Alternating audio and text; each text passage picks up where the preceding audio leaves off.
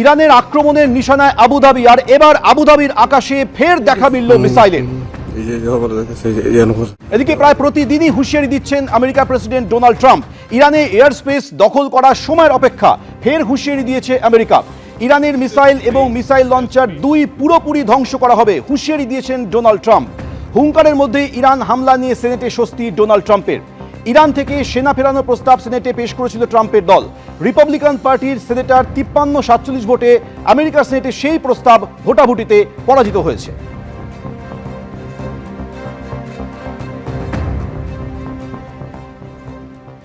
যেহেতু উনি সিনেটের স্বস্তিটা পেয়েছেন, সিনেটের অনুমতি পেয়েছেন, এখন উনি অনুমতি ছাড়াই কাজ করতে ভালোবাসেন আমাদের ডোনাল্ড ট্রাম্প। এখন যখন অনুমতি পেয়ে গেছে ওনার, যা সাধারণত দেখা যায়, তাই স্বেচ্ছাচারিতা আরো তীব্রতর হয় এবং যে আক্রমণের ধাঁচ যে আরো বাড়াবে কোনো সন্দেহ নেই। সুতরাং আগামী দিনে আরো ভয়ঙ্কর একটা পরিস্থিতি হয়তো অপেক্ষা করে বসে আছে।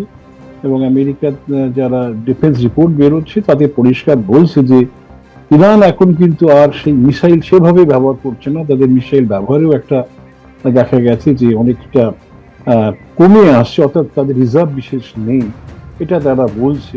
অর্থাৎ আমেরিকা মোটামুটি মনে করছে যুদ্ধ প্রায় জিতে গেছি, এই একটা মনোভাব এসে গেছে। এখন তো সিনেট যখন অনুমতি দিয়েছে যা খুশি করা যাবে, এই একটা মনোভাব নিয়ে কিন্তু আগামী যতদিন যুদ্ধ হয় ততদিন কিন্তু ডোনাল্ড ট্রাম্প সেভাবেই চলবেন।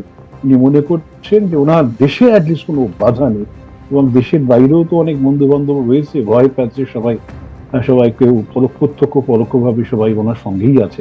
সুতরাং ইরান যুদ্ধটা উনি প্রায় জিতে ফেলেছেন, এটা উনি নিজেও মনে করছেন, এবং যারা আমরা দূর থেকে দেখছি তাতে অনেকেরই ধারণা হচ্ছে যে বোধহয় কিছুটা এক পেশা যুদ্ধ বোধহয় চলছে।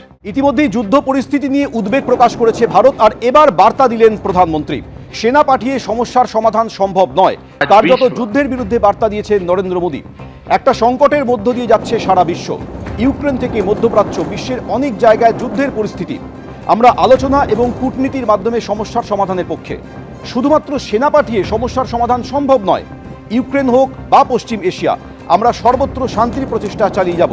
পশ্চিম এশিয়ায় যুদ্ধ পরিস্থিতিতে বার্তা দিয়েছেন প্রধানমন্ত্রী। आज विश्व एक अस्थिरता और अनिश्चितता के दौर से गुजर रहा है। यूक्रेन से लेकर वेस्ट एशिया तक दुनिया के कई हिस्से उसमें संघर्ष की स्थिति बनी हुई है। ऐसे ग्लोबल एनवायरनमेंट में भारत और यूरोप, दुनिया की दो बड़ी डिप्लोमेटिक पावर्स, अपने संबंधों के सुनहरे दौर में प्रवेश कर रहे हैं। हमारा बढ़ता सहयोग वैश्विक स्थिरता, विकास और साझा समृद्धि को नई मजबूती दे रहा है। रूल ऑफ लॉ, डायलॉग और डिप्लोमेसी में विश्वास रखते हैं। हम एकमत है कि केवल मिलिट्री कॉन्फ्लिक्ट से किसी भी मुद्दे का समाधान नहीं निकल सकता। यूक्रेन हो या पश्चिमी एशिया, हम संघर्ष की शीघ्र समाप्ति और शांति के हर प्रयास का समर्थन करते रहेंगे। এদিকে দুবাইতে কর্মরত দক্ষিণ 24 পরগনা সাগরের একাধিক যুবক আটকে রয়েছেন। উৎকণ্ঠায় সবার পরিবার। সাগর ব্লকের মহেন্দ্রগঞ্জ এলাকায় একের পর এক উদ্বেগের ছবি সামনে আসছে। ভিডিও কলে পরিবারের সঙ্গে যোগাযোগ রাখলেও উদ্বেগ কাটছে না। মন্দিরতলা এবং চক ফুলডুবি এলাকার বিভিন্ন বাসিন্দাও দুবাইতে আটকে বলে অভিযোগ। প্রিয়জনদের নিরাপত্তা এবং তাদের দ্রুত দেশে ফেরানোর দাবিতে প্রশাসনের দ্বারস্থ হয়েছে আটকে পড়াদের পরিবার। সাগর ব্লক প্রশাসনের তরফ থেকে ব্লক অফিসে কন্ট্রোল রুম খোলা হয়েছে। এসআইআর আবহে ফের বিএলওর মৃত্যু হল। শালবনীর হাতিমারিতে বিএলও সুবিমল কারকের মৃত্যু। সাবলী প্রাথমিক বিদ্যালয়ের শিক্ষক ছিলেন সুবিমল। হৃদযন্ত্রের সমস্যা ছিল। এসআইআর চলাকালীন একাধিকবার অসুস্থ হয়ে পড়েছিলেন। চাপ নিতে না পেরে মৃত্যু হয়েছে বলে পরিবারের অভিযোগ। মানসিক চাপ তো ভীষণ, পুরোটাই মানসিক চাপ, আর কিছু নয়। মানসিক চাপ, শরীর অসুস্থতা দুটোই, মানসিক চাপটা একটু বেশি হয়ে গেছে।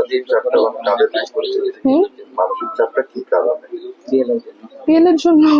বিএলওর জন্য আরো অনেক কিছু। এবার আমাকে অত তো বলতে পারবো না, কিন্তু বিএলওর জন্য যে মানসিক চাপ, এটা ভাবি অনেকবার বলেছে। যেখানে পড়াতে যেত সেখানে গিয়েও বলতো যে এত প্রেসার হচ্ছে, এটা হচ্ছে। তো বিএলওর কারণে চাপটা বেশি পড়েছে। এবিপি আনন্দ, এগিয়ে থাকে, এগিয়ে রাখে।